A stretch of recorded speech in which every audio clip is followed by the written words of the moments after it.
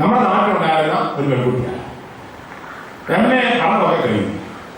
അങ്ങനെ ഇരിക്കുന്ന അവസരത്തിൽ അവരുടെ ഒരു സ്ഥലത്തൊരു യാത്ര പോയ അവസരത്തിൽ അവിടെ അവരുടെ വീടുമായി ബന്ധപ്പെട്ട അവർ റഷ്യക്കാരൻ ചെറുക്കൻ പ്രവർത്തിച്ചു.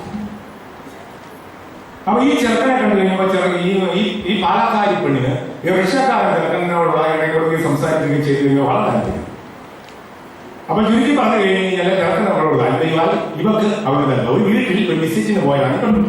അപ്പൊ റഷ്യക്കാരൻ ചെറുക്കൻ അവന് കരാട്ടെ അറിയാം, അവനുള്ള ശാരീരിക അഭ്യാസങ്ങളൊക്കെ അറിയാം. അത് തന്നെയല്ല അവന് വിദേശത്ത് ജോലിയുണ്ട്, ദുബായിൽ ജോലിയുണ്ട്. അതുകൊണ്ട് ചുരുക്കി പറഞ്ഞാൽ അവൻ ഇങ്ങോട്ട് ഫോൺ വിളിക്കാൻ തുടങ്ങി, ഇവിടെ അങ്ങോട്ടും ഫോൺ വിളിക്കാൻ തുടങ്ങി. അപ്പനും അമ്മയും ബാക്കിയുള്ളവർ എല്ലാവരും പറഞ്ഞു, മോളെ റഷ്യക്കാരൻ ചെറുക്കനാണ്, അവന്റെ പേരെവിടെ, കൂടെവിടെ, നാടെവിടെ ഒന്നും നമുക്കറിയില്ല. ചെറുക്കനാകപ്പാടെ നീ നോക്കിക്കഴിയുമ്പോൾ നിന്നെ പോലെ തന്നെ ഇരിക്കുന്ന പെൺകുട്ടിയല്ല, നിന്നെക്കാട്ടിയുള്ള ഒക്കെ കൊണ്ട് വെളുത്തു തുടുത്തിരിക്കുന്നത് മാത്രമേ ഉള്ളൂ. വെളുത്തോ തുടുത്തോ അല്ല പ്രധാനപ്പെട്ടത്, പല കാര്യങ്ങളും ശ്രദ്ധിക്കണം. അമ്മയൊന്നും പറയേണ്ട, ഈ കാര്യത്തിൽ ഞങ്ങൾ കല്യാണം കഴിക്കാൻ തീരുമാനിച്ചു. അതുകൊണ്ട് ആ ബാക്കി കാര്യങ്ങൾ അവർ ഉടൻ തന്നെ പ്രൊസീഡ് ചെയ്തു. എന്ന് സംഭവിച്ചു, അവിടുത്തെ പള്ളിയിൽ നിന്നുള്ള ഇതൊക്കെ മേടിച്ച് ക്രിസ്തീയമായ രീതിയിൽ തന്നെ മാതാവ് ഈ ചെറുക്കന്റെ വീടെന്താണ്, കൂടെന്താണ്, നാടെന്താണ്, അവന്റെ കുടുംബപശ്ചാത്തലം ഇതൊന്നും അന്വേഷിച്ചില്ല. വെളുത്ത ചെറുക്കനെ കണ്ടു, ആരോഗ്യമുള്ള ചെറുക്കനാണ്, 6 പാക്കുള്ള ചെറുക്കനാണ്. അതുകൊണ്ട് 6 പാക്കുള്ള ചെറുക്കനെ 1 പാക്കുള്ള പെണ്ണ് കല്യാണം കഴിക്കാൻ തീരുമാനിച്ചു. ഈ പറഞ്ഞ തന്നെ പെട്ടെന്ന് അപ്പൻ മജിസ്ട്രേറ്റ് ആയ പോലെ കല്യാണം കഴിഞ്ഞു. കല്യാണം കഴിഞ്ഞ് 1 മാസത്തിനകം പെണ്ണ് ദുബായിലെത്തുകയാണ്. അവിടെ ചെന്ന് 1 മാസത്തോളം ഇവർ താമസിച്ച ശേഷം ഇവരെന്ത് ചെയ്യുന്നറിയാവോ, ഇവന്റെ കൂട്ടുകാർക്കൊക്കെ ഈ സ്വന്തം ഈ കല്യാണം കഴിച്ചതൊന്നുമല്ല, ഇവനെ സംബന്ധിച്ചുള്ള ഈ പെണ്ണ് മിടിക്കായ പെണ്ണാണ്, ആരോഗ്യമുള്ള പെണ്ണാണ്, അവന്റെ വളരെ സുന്ദരിയായ പെണ്ണാണ്. അതുകൊണ്ട് എന്ത് ചെയ്തു, അവൻ അവളെ കൊണ്ടുപോയിട്ട് അവർക്ക് ജോലി ചെയ്യാനായുള്ള കഴിവുണ്ടായിരുന്ന പെണ്ണ് അവളോട് പറഞ്ഞ് നീ ജോലി ചെയ്യേണ്ട ഈ ഫ്ലാറ്റിൽ താമസിച്ചിട്ട് 1.5 മാസം കഴിഞ്ഞപ്പോൾ ഇവൻ ജോലിക്ക് പോകും. പിന്നെ കൂട്ടുകാരെയാണ് അവൻ കോൺട്രാക്ട് ഈ പെണ്ണിന്റെ അടുത്തേക്ക് പറഞ്ഞിരുന്നത്. ഇന്ന് ആ പെണ്ണ് അവിടെ കിടന്ന് നരകിച്ചുകൊണ്ടിരിക്കുകയാണ്. നമ്മൾ ചിലപ്പോൾ ചിന്തിച്ചാണ് മിന്നുന്നതെല്ലാം പൊന്നല്ല, ഭ്രമിപ്പിക്കുന്ന മോഹങ്ങൾ നിഷ്കളങ്ക ഹൃദയത്തെ വഴിതെറ്റി.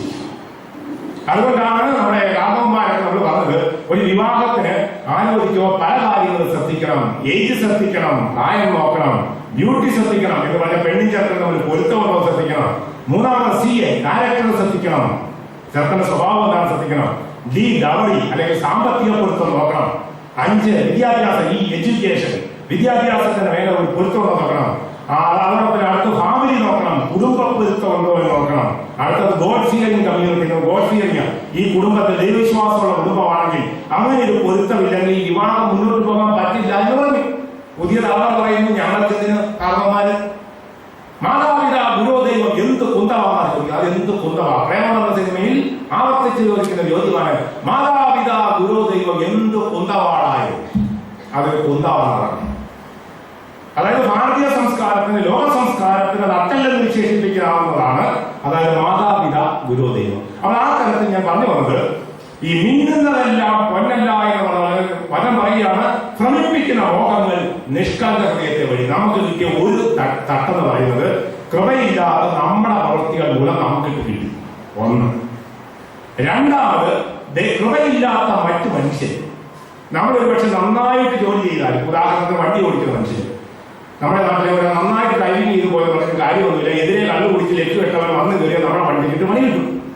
അതുകൊണ്ടാണ് ഡ്രൈവിംഗ് ലൈസൻസ് കൊടുക്കുമ്പോൾ ആശാന്മാർ പറയുന്നുണ്ട് ഡിഫൻസീവ് ഡ്രൈവിംഗ് എന്നാണ് പറയുന്നത്. ഡിഫൻസീവ് ഡ്രൈവിംഗ് എന്ന് പറഞ്ഞു കഴിഞ്ഞാൽ നീ നന്നായിട്ട് വണ്ടി ഓടിച്ചാൽ മാത്രം പോരാ, വഴി തുടങ്ങിയാൽ നമ്മുടെ വണ്ടിക്കിട്ട് തല്ലി കിട്ടാതെ നമ്മൾ തന്നെ നോക്കിക്കൊള്ളണം. കാര്യം നീ പറയുന്നത് നീ നല്ല വഴിയിലൂടെയാണ് ഓടിക്കുന്നത്, കൃത്യമായിട്ടാണ് എല്ലാ സിഗ്നലും നോക്കിയാണ് നീ ഓടിക്കുന്നത്, ഒക്കെ ശരി. പക്ഷെ ബോധമില്ലാത്തവരാണ് അലയോടെ കയറി വരുന്നുണ്ട്. അവൻ വരുമ്പോൾ നമ്മുടെ വണ്ടിക്കിട്ട് തല്ലി കിട്ടാതിരിക്കാൻ നമ്മൾ നിന്ന് കൊടുക്കുകയും നമ്മളെ ക്ഷമയോടുകൂടി കാര്യമില്ലെങ്കിൽ നമ്മളെ എടുത്ത വണ്ടി പിന്നീട് തിരിച്ച് അവിടെ കൊണ്ടിടാൻ പറ്റത്തില്ല, വർക്ക്ഷോപ്പിലേക്ക് കൊണ്ടുപോകേണ്ടി വരും. അതാണ് ഡിഫൻസീവ്.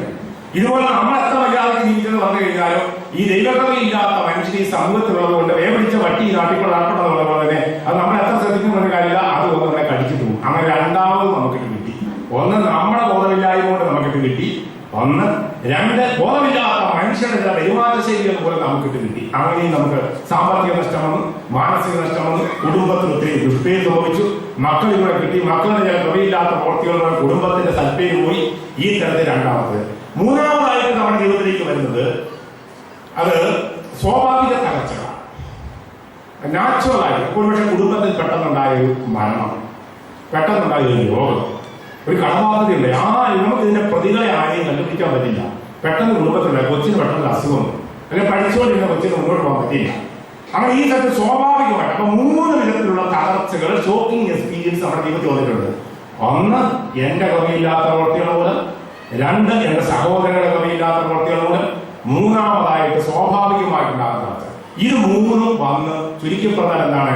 ഉറക്കക്കരയുവാൻ ധൈര്യമില്ല, അതുകൊണ്ട് കൂടെ കൂടെ പൊള്ളയായി ചിരിക്കും. നമുക്ക് ഇന്ന് ഒന്ന് ചിരിക്കാനായിട്ട്, ചിരി നഷ്ടപ്പെട്ട മനുഷ്യരാണ്, ചിരിക്കാൻ പറ്റുന്നില്ല. നമ്മൾ ആ വീടിനെ പരിശോധിച്ച് നോക്കിയേ, ആ സ്ത്രീയുടെ കയ്യിൽ 19 വലിയ ആഭരണമുണ്ട്, കല്യാണത്തിന് കിട്ടിയതുകൊണ്ട് ഇഷ്ടം പോലെ ആഭരണമുണ്ട്, വില കൂടിയ വസ്ത്രമുണ്ട്, 1ാം വണ്ടി വീട്ടിൽ കിടക്കുന്നു, 3,000 ഏക്കർ സ്ഥലം, ഗ്രാനൈറ്റ് വീട്. പക്ഷെ എന്നിട്ടും ചിരിക്കാൻ പറ്റുന്നില്ല. അപ്പൊ ഈ കുടുംബസമാധാനം എന്നൊക്കെ പറയുന്നത്, ഈ സ്വസ്ഥത എന്നൊക്കെ പറയുന്നത്, ഇന്നത്തെ കാലഘട്ടത്തിൽ ഏറ്റവും വലിയ അന്ധവിശ്വാസം എന്ന് പറയുന്നത്, സാമ്പത്തികമായി മെച്ചപ്പെട്ട് കഴിഞ്ഞാൽ നമുക്ക് സമാധാനവും സ്വസ്ഥതയും കിട്ടുമെന്നുള്ളത് 1ാമത്തെ അന്ധവിശ്വാസം. അല്ലാതെ രാഹുകാലം നോക്കുന്നതും മന്ത്രവാദികളെയും ഗുണോത്രവാദികളെയും പിന്നാലെ പോകുന്ന അന്ധവിശ്വാസത്തിന്റെ കുറച്ചൊക്കെ നമ്മുടെ സമൂഹം വിരുദ്ധമായി. ഇന്നത്തെ മലയാളികൾ ഏറ്റവും വലിയ അന്ധവിശ്വാസം, നല്ല വീട്, ജോലി, സൗകര്യം, വീട്, ഗ്രാനൈറ്റ് വീടും അല്ലാത്ത വീടും ആയിക്കോട്ടെ, 3 കിച്ചനും പിടിപ്പിച്ചു, ഭേദപ്പെട്ട ഒരു വണ്ടിയും കൂടെ കിട്ടിക്കഴിഞ്ഞാൽ കുടുംബത്തെ സ്വസ്ഥതയായി സമാധാനമായി വിചാരിക്കുന്നത് 1ാമത്തെ അന്ധവിശ്വാസം.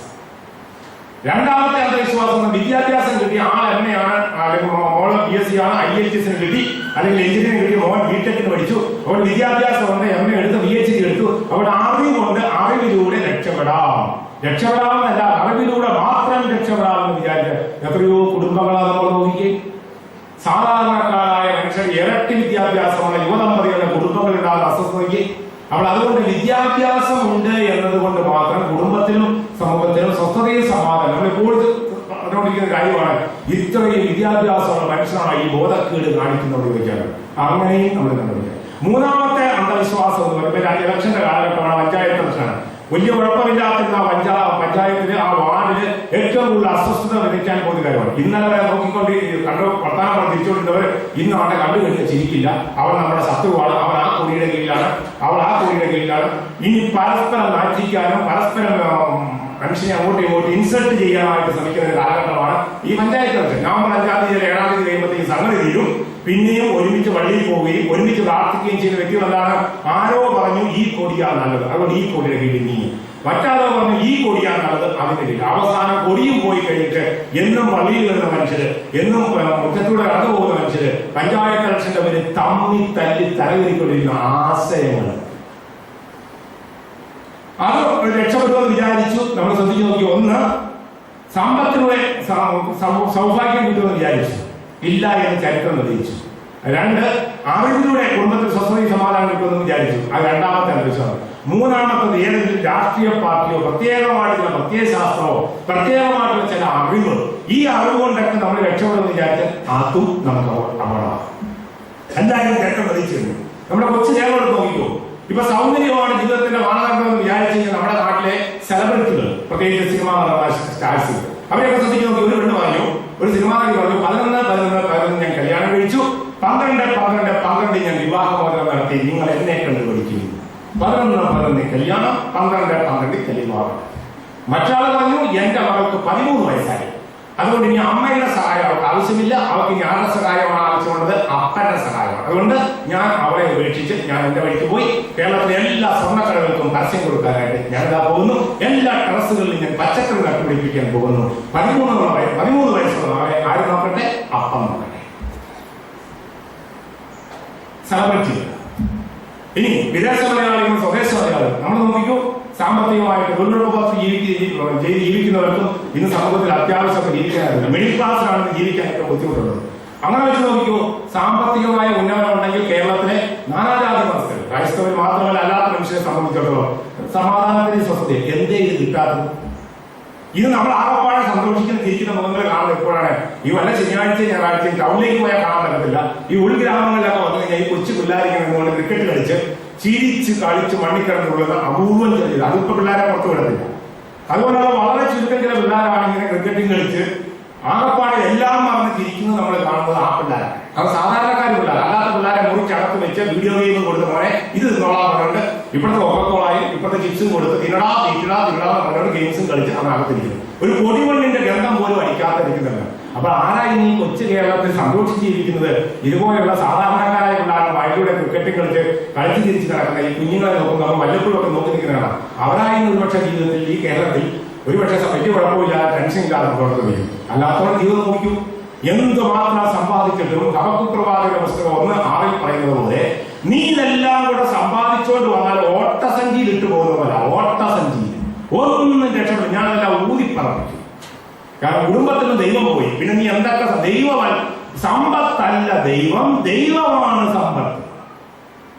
സമ്പത്തല്ല ദൈവം, ദൈവമാണ് സമ്പത്ത്. ആ ഒരു തിരിച്ചറിവിലേക്ക് ചിലർക്ക് വളരെ ചെറുപ്പത്തിൽ മനസ്സിലാവും. വേറെ ചിലർക്ക് ഒരുപാട് നഷ്ടങ്ങളും നാശങ്ങളും ഉണ്ടായ ശേഷം അവരെ തിരിച്ചറിയുന്നത്. ചില മനുഷ്യർക്ക് ദൈവബോധമുള്ള മനുഷ്യർക്ക് വളരെ നേരത്തെ പിടികിട്ടും, അവർ ഭാഗ്യമുള്ളവരാണ്.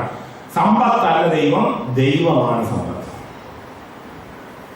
എന്നുള്ളത് മനസ്സിലാവും. ചിലർക്ക് ജീവിതത്തിന്റെ വളരെ വൈകി ഉദിച്ച വിവേകം എന്ന് പറഞ്ഞ പോലെ ചില മനുഷ്യർക്ക് വളരെ വൈകി. അപ്പൊ ഏത് വിധത്തിലായാലും ഇങ്ങനെ സാമ്പത്തിക മേഖലയായാലും അറിവിന്റെ മേഖലയായാലും നമ്മുടേതായ വാഴകളുടെ മേഖലയിലായാലും മുറിവേറ്റ മനുഷ്യൻ. അപ്പൊ ഈ മുറിവ് ഉണങ്ങണമെങ്കിൽ ആദ്യമായിട്ട് സമ്മതിക്കേണ്ടത് ഈ 3 മേഖലയിൽ നിന്ന് നമുക്ക് മുറിവുകൾ ഏറ്റിട്ടുള്ള മനുഷ്യൻ. Acceptance of wands.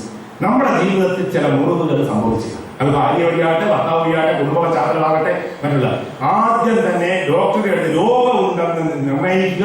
ആദ്യം തന്നെ അത് ചെയ്യേണ്ടത് പ്രിസ്ക്രൈബ് ചെയ്യുന്നതിന് മുമ്പ് ഡയഗ്നൈസ് ചെയ്യുക. രോഗമുണ്ട് എന്നുള്ള സത്യം നമ്മൾ തിരിച്ചറിയുക. കാരണം ഇതിന് ചിരി നഷ്ടപ്പെട്ട മനുഷ്യരാണ്. സ്വന്തം മക്കളോടൊത്ത് 10 മിനിറ്റ് തമാശ പറഞ്ഞ് തിരിക്കാൻ പറ്റുന്നില്ലെങ്കിൽ ഈ മനുഷ്യന്റെ ജീവിതത്തിൽ എന്തൊക്കെ നഷ്ടപ്പെട്ടിട്ടുണ്ട്.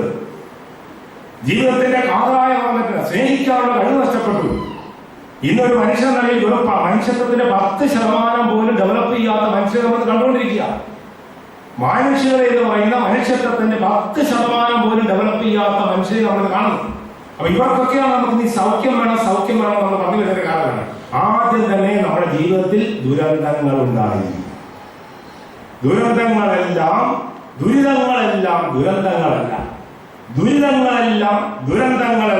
ദുരിതങ്ങളെയൊക്കെ നമ്മൾ ദുരന്തങ്ങളാക്കി മാറ്റുന്നതാണ്. ദുരിതങ്ങൾ ജീവിതത്തിൽ ദുരിതങ്ങൾ ഉണ്ടായിട്ടുണ്ട്, ഇല്ലാത്തവരാരുമില്ല, നമ്പരപ്പെട്ട മനുഷ്യർ നമ്മളൊക്കെ. പക്ഷെ ഈ ദുരിതങ്ങളെയൊക്കെ നമ്മൾ ഏത് കണ്ണോടുകൂടി കാണുന്നു എന്നുള്ളതാണ് ഏറ്റവും പ്രധാനപ്പെട്ട കാര്യം. ആറ്റിറ്റ്യൂഡ് എന്നുള്ള ഉപയോഗിക്കും. ആറ്റിറ്റ്യൂഡ് നമ്മൾ ഏത് കണ്ണോട് കൂടിയാണ് കാണുന്നത്. എന്റെ ജീവിതത്തിലുണ്ടായ ഒരു തകർച്ച, അതുപോലെ നിഷേധാത്മകമായിട്ട് ചിന്തിക്കുന്ന മനുഷ്യരെത്തികൾ ചിലപ്പോഴൊക്കെ അവിടെ സംബന്ധിച്ചുള്ള 10 വാതില് അതായത് അടഞ്ഞു കിടന്നാലും ഒരു വാതിലെടുത്ത് അവനത് കാണില്ല. അപ്പൊ ഈ നിഷേധാത്മകമായ വ്യക്തികളെ 2 കൊരിന്ത്യർ 4:4 സൂചിപ്പിക്കുന്നത് പോലെ ഈ ലോകത്തിന്റെ ദേവൻ അവരുടെ കണ്ണുകളെ അന്ധമാക്കി. അതായത് നമ്മുടെ കണ്ണ് 2 കൊരിന്ത്യർ 4:4 പറയുന്ന പിശാച് മനുഷ്യന്റെ കണ്ണ് കെട്ടുവൻ എന്ന് പറഞ്ഞാൽ നന്മ കാണാൻ സാധിക്കാത്ത വിധത്തിൽ കുറവുകളിലേക്കും പരിമിതികളിലേക്കും മാത്രം, തിന്മയിലേക്ക് മാത്രം ഒരു മനുഷ്യൻ നോക്കുന്നെങ്കിൽ അത് തന്നെ ആ വ്യക്തി ഈവിൾ സ്പിരിറ്റിന്റെ ആവാസമുണ്ട് എന്നുള്ള തെളിവാണ്. കാണില്ല, ദൈവം കാണിച്ചു കൊടുത്തു. ചില ജീവിതങ്ങളിൽ നമ്മൾ കാണുന്നുണ്ട് നിരന്തരമായിട്ട് ഒരേ മേഖലയിൽ തന്നെയാണ് പരാജയങ്ങൾ ഉണ്ടായിക്കൊണ്ടിരിക്കുന്നത്. എത്രയോ പ്രാവശ്യം മറ്റുള്ളവർ പറഞ്ഞു, വചനത്തിലൂടെ, അധ്യാപകനിലൂടെ, അഭിഷിക്തനിലൂടെ, ഉപസാര വേദിയിലൂടെ, ഉദാസനത്തിലൂടെ എത്രയോ വ്യക്തികൾ പറഞ്ഞു തിരിച്ചു നടക്കാൻ ഇല്ല. ഭാഗപ്രവാചകന്റെ പുസ്തകം 4:28 കർത്താവിൽ നിന്നും അകലാതെ കാണിച്ചതിന്റെ 10 ഇരട്ടി തീക്ഷ്ണതയോടുകൂടി തിരിച്ചു വന്ന അവിടുത്തെ ഭാഗത്ത് 4:28. അപ്പൊ കർത്താവിൽ നിന്നും അകലാൻ കാണിച്ചതിന്റെ 10 ഇരട്ടി തീക്ഷ്ണതയോടുകൂടി തിരിച്ചു വന്ന് അവിടുത്തെ തരണം. അപ്പൊ നമ്മുടെ ജീവിതത്തിൽ ആദ്യമായിട്ട് നമ്മൾ സമ്മതിക്കേണ്ടത് ദുരന്തങ്ങൾ ഉണ്ടായിട്ടുണ്ട്. ഇനി ഒരു സത്യം 139 സങ്കീർത്തനത്തിലെ 1, 2, 3, 4 വചനങ്ങളിൽ പറഞ്ഞ പോലെ തന്നെ ഈ ഭൂമിയിൽ ഞാൻ നടക്കുന്നതും ഇരിക്കുന്നതും എഴുന്നേൽക്കുന്നതും എല്ലാം ദൈവം അറിയുന്നു. പ്രിയപ്പെട്ട സഹോദരി സഹോദരന്മാർ, ഇന്ന് രാവിലെ നമ്മൾ എഴുന്നേറ്റ ശേഷം കിടന്ന കട്ടിലിൽ എഴുന്നേറ്റ ശേഷം നമ്മൾ ഇവിടെ വരെ വന്നു. ഈ ഹോളിൽ തന്നെ നമ്മുടെ കാൽപാദങ്ങൾ എവിടെയൊക്കെയാണ് ബാധിക്കുന്നത്. ദൈവം പറയുകയാണ്, നിന്റെ കാൽപാദം ഈ ഭൂമിയിൽ പതിഞ്ഞത് എവിടെയാണെന്ന് ഞാൻ അറിയുന്നുണ്ട്. നമ്മളെ കൊണ്ട് ഒരു ഗ്രാഫ് വരയ്ക്കാൻ പറ്റില്ല. തമ്പുരാൻ പറയുകയാണ്, നിന്റെ കാൽപാദങ്ങൾ ഇന്ന് എവിടെയാണ് പതിഞ്ഞതെന്ന് ഞാൻ അറിയുന്നുണ്ട്. ഈ അറിവ് വിസ്മയാകരമാണ്. 139:5 ഈ അറിവ് എന്നെ വിസ്മയിപ്പിക്കുന്നു. ഏത്? നമ്മുടെ ജീവിതത്തിൽ ദൈവം തമ്പുരാൻ അറിയാതെ ഒന്നും സംഭവിച്ചിട്ടില്ല, സംഭവിക്കുന്നില്ല, ഇനിയൊട്ട് സംഭവിക്കില്ല. അങ്ങനെയെങ്കിൽ എന്റെയും എന്റെ കുടുംബത്തിൽ നടന്ന ദുരന്തങ്ങൾ എന്ന് പറയുന്നത് ദൈവം തമ്പുരാൻ അറിയാതെ സംഭവിച്ചതല്ല. ഉദാഹരണത്തിന് 2000 സംഭവിക്കും. ഇന്ന് 2015 ഒക്ടോബർ മാസം 19 ഈ 15 വർഷമായി നമ്മുടെ ജീവിതത്തിൽ നമ്മളെ വേദനിപ്പിച്ചൊരു വ്യക്തി, നമ്മളെ നൊമ്പരപ്പെടുത്തിയ വ്യക്തി, നമുക്ക് ഒരുപാട് കണ്ണുനീർ നൽകിയ വ്യക്തി, കരഞ്ഞു നമ്മുടെ തലയുടെ കറങ്ങിപ്പോയ നമുക്ക് നൊമ്പരം നൽകിയ വ്യക്തി, ഇന്ന് ആ വ്യക്തി ഒരുപക്ഷെ മരിച്ചു പോയിട്ടുണ്ടാവാം, ആ പക്ഷെ ജീവിക്കുന്നുണ്ടായിരിക്കാം. 15 വർഷം കഴിഞ്ഞു ആ സംഭവം അന്ന് ഉണ്ടായപ്പോൾ നമുക്ക് ആർക്കും അതിന്റെ അർത്ഥം പിടിയിട്ടില്ല. നമ്മൾ രാഗി നേർന്നു, അരിശപ്പെട്ടു, ശപിച്ചു. അവൻ കാരണം എന്റെ കുടുംബം തകർന്നു, അവള് കാരണം എന്റെ കുടുംബം തകർന്നു, എന്റെ ബിസിനസ് തകർത്തു. ഇതെല്ലാം അവരാണ് പറഞ്ഞത്. അതെ, നമ്മുടെ കണ്ണുകൾക്ക് അത് തെളിച്ചമില്ല. അന്ന് ഈ ഷോക്കുകൾക്ക് ഉണ്ടാകുന്ന മനുഷ്യ ജീവിതത്തിൽ അസ്വസ്ഥത ഉണ്ടാകും. അപ്പോൾ നമുക്ക് എന്താണ് ഇതിന്റെ അർത്ഥം വീഴ്ത്തത്തില്ല. അതിനുശേഷം ഇന്ന് നമ്മളിത് കടന്നു പോകുന്നു 15 വർഷം കഴിഞ്ഞു. ഈ 15 വർഷം കഴിഞ്ഞ് ഒക്ടോബർ മാസം 19 നമ്മൾ ഇവിടെ ഇരുന്നു കൊണ്ട് ജീവിത സായാഹ്ന നിരത്തിരുന്നു കൊണ്ട് വെറുതെ ഞാൻ പുറകോട്ടൊന്ന് തിരിഞ്ഞു നോക്കി. അവരോട് ഞാൻ പുറകോട്ടൊന്ന് തിരിഞ്ഞു നോക്കുമ്പോഴറിയുന്നത് ആ സംഭവിച്ചതിന് ശേഷം 2000 ഒക്ടോബർ 19 സംഭവിച്ചതിന് ശേഷം 2015 ഒക്ടോബർ 19 വന്നു കഴിയുമ്പോഴത്തേക്കും ഈ 15 വർഷത്തിലെ പല ബിന്ദുക്കളും തമ്മിൽ കൂട്ടിയോജിക്കുന്നു. അതിനുശേഷം ഞാൻ മനസ്സിലാക്കി, ജീവിതത്തിൽ ഈ തകർച്ചകളൊന്നും വെറുതെ സംഭവിച്ചതല്ല. ഇത് ദൈവം എന്റെ ജീവിതത്തിൽ അനുവദിച്ചതാണ്.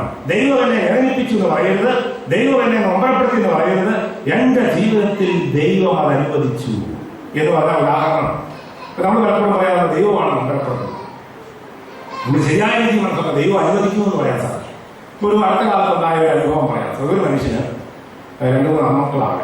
അതുകൊണ്ട് വല്ലാതെ ഒടിച്ച് അവന്റെ ലിവർ സിറോസിസ് പിടിച്ച് അകപ്പെടാൻ ഇവൻ ആവശ്യവും ഇവന്റെ സ്വത്തും വീടും എല്ലാം കളഞ്ഞ് ഇവന് 3 പെൺമക്കളുമാണ്. അതുകൊണ്ട് ഈ നല്ല അപ്പൻ എന്ത് ചെയ്തു, ഈ മകന് ആദ്യം സ്ഥലം വെച്ചു കൊടുത്തു. അവൻ കൊണ്ടുപോയി വിറ്റ് മുടിച്ചു. അത് കഴിഞ്ഞ് ഈ 3 പെൺമക്കളുള്ളല്ലോ എന്ന് പറഞ്ഞാൽ ഈ വല്യപ്പൻ വീണ്ടും എവിടെയെങ്കിലും മറ്റോ മക്കളോടൊക്കെ പൈസയൊക്കെ മേടിച്ച് വീണ്ടും ഒരു 10 സെന്റ് സ്ഥലമൊക്കെ മേടിച്ച് ഒരു കൊച്ചു കടയൊക്കെ ഇട്ട് കൊടുത്ത് അവിടെ 2ാം പ്രാവശ്യം രക്ഷപ്പെടും. 2ാം പ്രാവശ്യത്തിന് കൊടുത്ത് കുറച്ച് കഴിഞ്ഞപ്പോൾ ഇച്ചിരി ജീവിക്കാൻ ഇപ്പോഴായി ഇവൻ കിട്ടുന്ന പൈസ എടുത്തോട് പോയി വെള്ളം അടിച്ച് ഇപ്പൊ ചുരുക്കി പറയാൻ ഇവരങ്ങനെ ലിവർ സിറോസിസ്. അപ്പൊ ആശുപത്രി ചെന്നപ്പോൾ ഡോക്ടർ പറഞ്ഞു, ഇനി നീ വെള്ളം അടിച്ചിട്ടാണെങ്കിൽ നീ എനിക്ക് ഈ ആശുപത്രിയിൽ പോലും വരുന്നത് നീ അഡ്മിറ്റ് പോലും ചെയ്യാറുണ്ടോ? അങ്ങനെ ഇല്ല സാർ ഡോക്ടറെ ഇപ്രാവശ്യം കുഴപ്പമില്ലെന്ന് പറഞ്ഞു. അങ്ങനെ ചികിത്സയെല്ലാം കഴിഞ്ഞ് പോയി വീണ്ടും ഇയാൾ ഈ പണി തുടങ്ങി. ഒരു ദിവസം കൂട്ടുകാരോട് കൂടി ആഘോഷിച്ച് കഴിയുമ്പോഴേക്കും വയറങ്ങോട്ട് വീർത്തു വല്ലാത്ത രീതിയിൽ ഒന്നും ചെയ്യാൻ വയ്യാത്ത അവസ്ഥ. ഡോക്ടർ പറഞ്ഞു എനിക്ക് കാണുകയല്ലോ.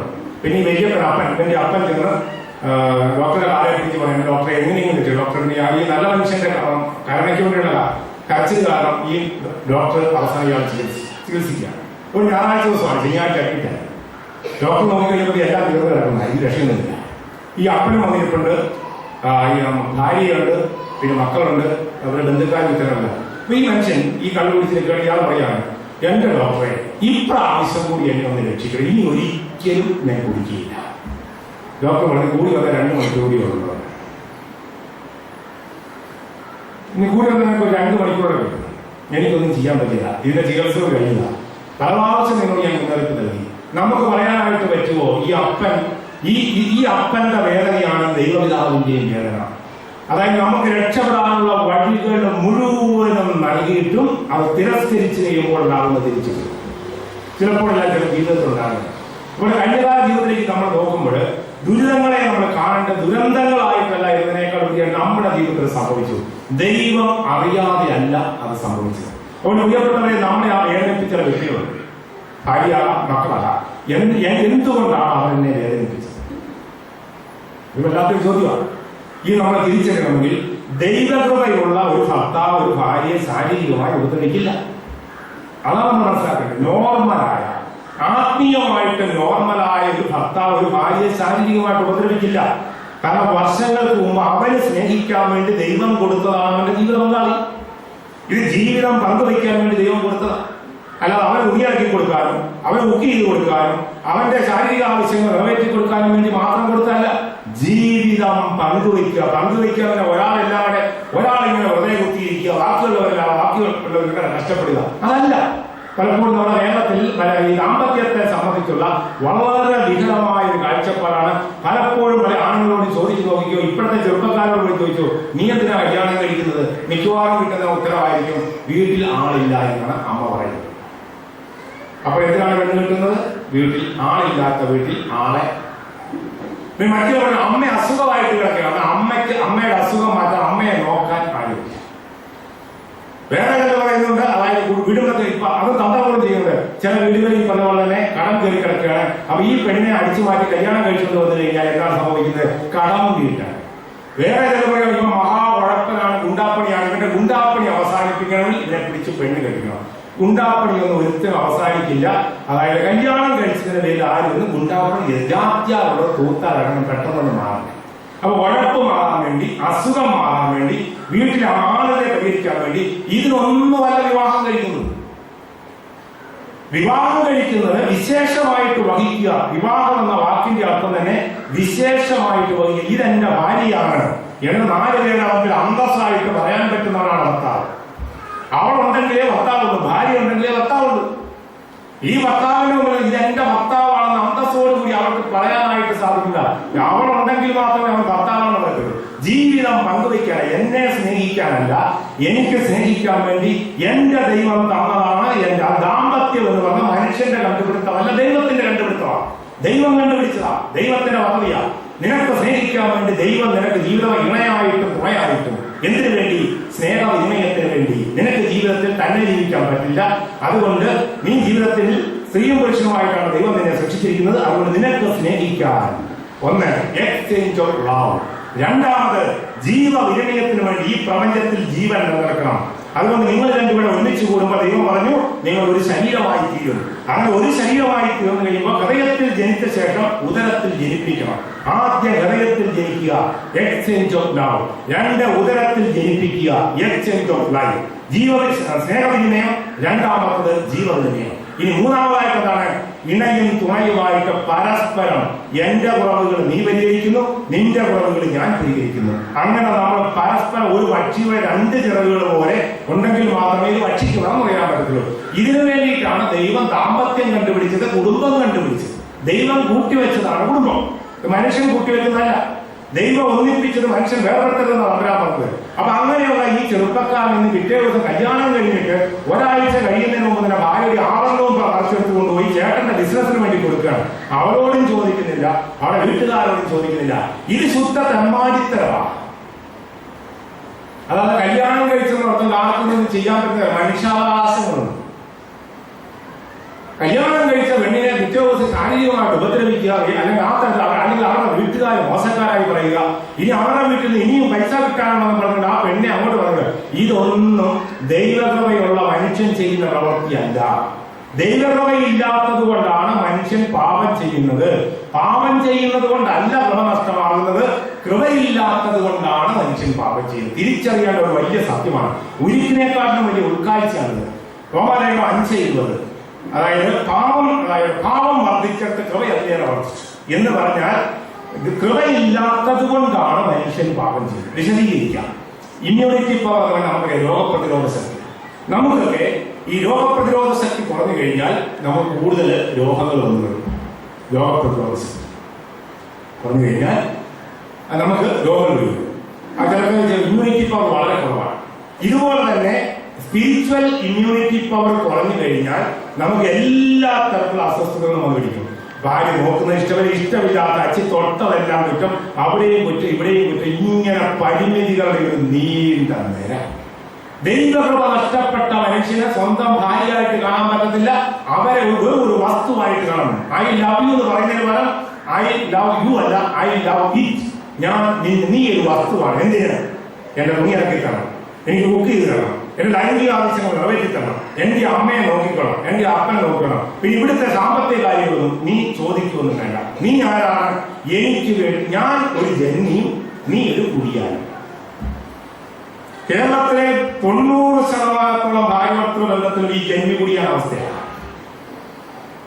അതിനകത്ത് സമ്പന്നനെന്നോ ദരിദ്രനെന്നൊന്നുമില്ല. നീ ഇതൊക്കെ ചെയ്യരുത്, ഇതൊക്കെ നിന്റെ ഉത്തരവാദിത്വം. നീ ഇതൊക്കെ ചെയ്യരുത്. ഞാൻ ആരാണ്? ഞാൻ ഈ ജന്മിയായിട്ട് എനിക്ക് ബഹുഭൂരിപക്ഷം കുടുംബങ്ങൾ, എല്ലാവരും പറയുന്നില്ല, ബഹുഭൂരിപക്ഷം കുടുംബങ്ങളിൽ എന്തിനു വേണ്ടിയിട്ടാണ് കുടുംബം എന്ന് അറിയാത്തവരാണ് കുടുംബ ജീവിതത്തിൽ നിർവഹിച്ചത്.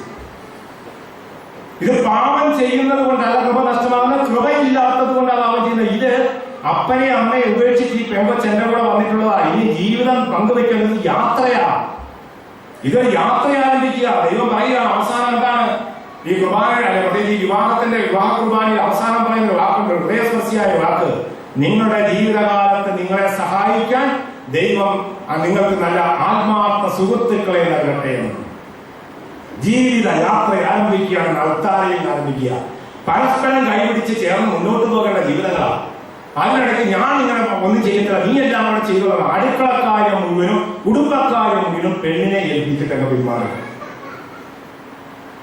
ഇനി അടുക്കളയിലെ കാര്യങ്ങളൊക്കെ വളരെ മോശമായ കാര്യം. അതാണ് ആണത്തമുള്ള എന്നെ കൊണ്ട് ചെയ്യാൻ പറ്റില്ല, അന്തസ്സില്ലാത്ത എന്റെ ഭാര്യയ്ക്ക് ഇതൊക്കെ ചെയ്യാം. അടുക്കളയിലെ സകല പണികളും അറിയുന്നു. അതുകൊണ്ട് എന്ത് സംഭവിക്കുന്നു? അടുക്കളയിലെ തേഞ്ഞു തീരുന്ന റവിക്കണയായിട്ട് മാറിയിരിക്കുകയാണ് നമ്മുടെ സഹോദരിമാരിൽ ബഹുഭൂരിപക്ഷം പേരും. ഒരു തിരിയുടെ 2 വശം ഒരുമിച്ച് കത്തിച്ചാൽ എങ്ങനെ ഇരിക്കും? പ്രിയപ്പെട്ട സഹോദരന്മാരെ മനസ്സിലാക്കുക, നമ്മുടെ സ്ത്രീ സഹോദരിമാര് ശരീരം അസ്വസ്ഥമായാൽ അത് പ്രതികരിക്കും. ശരീരത്തിന് താങ്ങാൻ പറ്റാത്ത ഭാരങ്ങളും രോഗങ്ങളും നൊമ്പരങ്ങളും വന്നാൽ അവർ പ്രതികരിക്കും. പലപ്പോഴും അവർ മിണ്ടാതിരിക്കുന്നത് പറയുന്നത് ഏറ്റവും വലിയ പ്രതിഷേധമാണ്. സ്ത്രീയുടെ നിശബ്ദത എന്ന് പറയുന്നത് ഏറ്റവും വലിയ പ്രതിഷേധമാണ്. ഇനിയെങ്കിലും നമ്മുടെ സഹോദരന്മാരെ തിരിച്ചറിയണം. ജന്യകുടിയാൻ അവസ്ഥയല്ലത്. ദൈവം അതിനുവേണ്ടിയല്ല കുടുംബത്തെ സ്ഥാപിച്ചിരിക്കുന്നത്. ദൈവം സ്ഥാപിച്ചിരിക്കുന്നത് ജീവിതം പങ്കുവയ്ക്കാൻ. നമുക്കൊരുമിച്ച് ഇതിൽ ആരും വലുതില്ല, ആരും ചെറുതില്ല. ദൈവമാകുന്ന കാളവണ്ടിക്കാരൻ ഈ 2 കാളയും ഇടതുവശത്തും വലതുവശത്തും ഈ കാള രണ്ടും അങ്ങോട്ടും ഇങ്ങോട്ടും വഴിയെത്തി പോകാൻ സാധ്യതയുള്ളവർ ഒരു ചാട്ടവാരമായിട്ട് ദൈവമാകുന്ന കാളവണ്ടിക്കാരൻ നടുവിലിരിക്കണം എന്ന ഈ കാളവണ്ടിക്കാരനെ ആ കാളവണ്ടിയിൽ ഇറക്കി വിട്ടോ അന്ന് ഈ കാള ഒന്നെങ്കിൽ അങ്ങോട്ട് വലിക്കും ഇങ്ങോട്ട് വലിക്കും, എവിടെയെങ്കിലും പോയി കുത്തി വളഞ്ഞാവും. ധാരാളം കുടുംബങ്ങൾ പോയതിന്റെ കാരണമാണ്.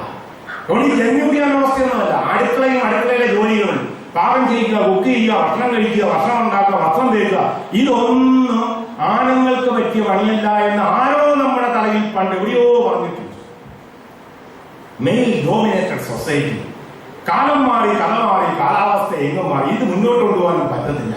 കേരളത്തിലെ വിവാഹമോചനത്തിന്റെ എണ്ണം 47,500. താങ്ങാൻ പറ്റില്ല. ഒരുപക്ഷെ പഴയ കാലത്തിലെ അമ്മമാർ ഹൗസ് വൈഫായവർക്ക് ഇതൊക്കെ പറ്റും. പുതിയ പിള്ളേർ പറയും ഇത് എന്നെ കൊണ്ട് പറ്റില്ല, ഈ കാളവണ്ടി എന്നെ കൊണ്ട് തന്നെ വഹിച്ചിട്ടാണ്. പരസ്പരം വഹിക്കാമെങ്കിൽ മുന്നോട്ട് പോകും. അതുകൊണ്ട് എന്ത് സംഭവിക്കുന്നു? ഒരു 35-40 വയസ്സാകുമ്പോഴത്തേക്കും നമ്മുടെ ബഹുഭൂരിപക്ഷ സ്ത്രീകളും അസുഖക്കാരായിട്ട് മാറും. സംഭവിച്ചുകൊണ്ടിരിക്കുന്നു. ഇവർക്കും സൗഖ്യം വേണം. അതുകൊണ്ട് ആദ്യം തന്നെ നമ്മുടെ ആണുങ്ങൾക്കാണ് അതിനെപ്പറ്റി പറയാം. നമ്മുടെ ആണുങ്ങളായിട്ടല്ല പത്രങ്ങളും മാസികൾക്ക് അവതരിപ്പിക്കുന്നത്.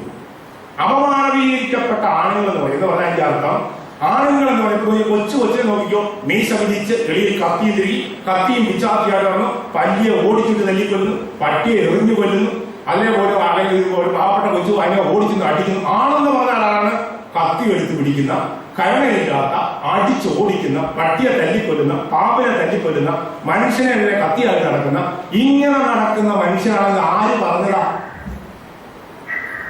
Men are less human. നമ്മൾ അതുകൊണ്ട് ഇന്ന് പരുക്കന്മാരായ പുരുഷന്മാരല്ല ആവേണ്ടത്, ദൈവമക്കളായ മനുഷ്യന്മാരായിട്ട് വേണം. പാഠം 1 മനുഷ്യത്വം. ഒന്നാമത്തെ പാഠം നമ്മളിന്ന് പഠിക്കേണ്ടത് നമ്മളെ ഇന്ന് വഞ്ചന തിരിച്ചിരിക്കുകയാണ്. നമ്മളിന്ന് മനുഷ്യരായിരിക്കുകയാണ്. ആണുങ്ങൾക്ക് കരയാൻ പാടില്ല. ഒരപ്പന് 2-3 മക്കള്, പെൺപിള്ളാരെല്ലാം അമ്മ മരിച്ചെന്ന് പറഞ്ഞാൽ അരച്ചു തല്ലി കഴിയുന്നു. അപ്പൊ ആ ഒട്ടും കരയാൻ മറ്റം തോന്നുക കരയിൽ നീ ആണല്ലേ, ആണുങ്ങൾക്ക് കരയാൻ പാടില്ല. ആര് പറഞ്ഞു? അപ്പൊ ഈ തരത്തിൽ നമ്മൾ ഈ മീശയും വിരിച്ച് ഞാനിതെല്ലാം ചെയ്യുന്നു, ചായ കുടിക്കാൻ ഗ്ലാസ് കഴുകാൻ അറിയാത്ത ആണുങ്ങൾ, ഈ സ്വന്തം തുണി ഇത്രയും കാലമായിട്ട് കൈകൊണ്ടെന്ന് കഴുകാത്തവര്, സ്വന്തം ജീവിത പങ്കാളിക്ക് സാരി പോലും ഇത്രയും കാലം മേടിച്ചു കൊടുക്കാത്തവർക്ക് രാഷ്ട്രപതിയുടെ അവാർഡ് ക്ഷണിക്കപ്പെടേണ്ട മനുഷ്യർ, ഇങ്ങനെയുള്ള ആണുങ്ങൾ വികലമാക്കപ്പെട്ട ആണുങ്ങളാണ്. ഇത് കണ്ടിട്ടാണ് നമ്മുടെ കൊച്ചിയടക്കന്മാർ വളരുന്നത്. 18 വയസ്സുകാരൻ പറയുന്നത് എന്താണ്? അമ്മയെ തുണിയലത്ത്, അതലത്തിത്ത, ഇതലത്തിത്ത, എവിടെ എന്റെ ഷേവിംഗ് സെറ്റ്, എവിടെ എന്റെ പേപ്പർ, എവിടെ എന്റെ ഷർട്ടി, എവിടെ എന്റെ നിക്കർ, എല്ലാം എവിടെ.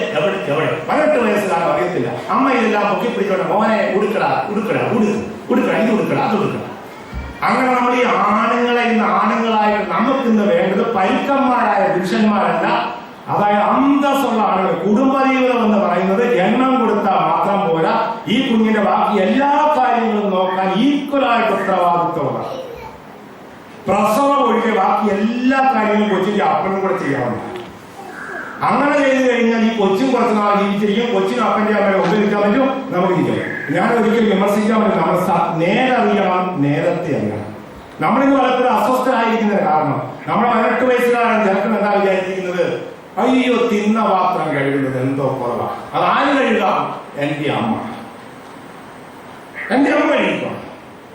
ആ വസ്ത്രം ഒന്ന് തേക്കാൻ അതും പറ്റത്തില്ല. ഈ വയ്യാത്ത സ്ത്രീ അതും കഴിക്കണം. സന്ധ്യ ആയി കഴിയുമ്പോഴത്തേക്കും ഭക്ഷണം കഴിക്കാൻ എടുത്തുകൊണ്ടിട്ട് ടെലിവിഷന്റെ മുമ്പിൽ പോയിരുന്നുകൊണ്ട് അവിടെ നിത്യാരാധന നടത്തിക്കൊണ്ട് അവിടെ ഇരുന്ന് കഴിക്കുന്നു. തിന്ന പാത്രം അവിടെ വെച്ചിട്ട് പോകും. ഇനി എന്ത് ചെയ്യണം? ഈ സ്ത്രീ തന്നെ പാത്രം എടുക്കണം, അവൾ തന്നെ കഴുകണം. അതെല്ലാം കഴിയ ശേഷം വീണ്ടും അടുത്ത പ്രഭാതത്തിൽ രാവിലെ എന്താണ് ഉണ്ടാക്കേണ്ടത് അവിടെ ചിന്തിക്കണം. ഈ സമയത്ത് അപ്പനും മക്കളെ കൂടി എന്ത് ചെയ്യുന്നു? മനോരമ തിന്നുന്നു, ദീപിക തിന്നുന്നു, പിന്നെ അതുപോലെ തന്നെ മലയാള മനോരമ തിന്നുന്നു, പിന്നെ ബാബേഴ്സ് തിന്നുന്നു. ഇങ്ങനെ ഓരോന്നും തിന്നുന്നു. അതിനിടയിൽ കറുത്ത മുത്തിനെ തിന്നുന്നു, പിന്നെ പട്ടുസാരി തിന്നുന്നു, അല്ലാത്ത സാധനങ്ങളെല്ലാം തിന്നുന്നു. ഇനി നാളെ രാവിലെ എന്തുണ്ടാക്കണമെന്ന് ഈ സ്ത്രീ അവിടെ കിടന്ന് അടുക്കളയിൽ കിടന്നിരിക്കുക. പാപമോചനം കിട്ടില്ല, ഉത്തരിപ്പ് കടവാണ്. അവിടെ ഈ യാത്രയിൽ കൂടുന്നവരെങ്കിൽ ഇനിയെങ്കിലും നമ്മൾ ആണുങ്ങളായിട്ട് ജീവിക്കാൻ പഠിക്കണം. നമ്മുടെ ആമ്പിള്ളായ ആണുങ്ങളാക്കി വളർത്തണം.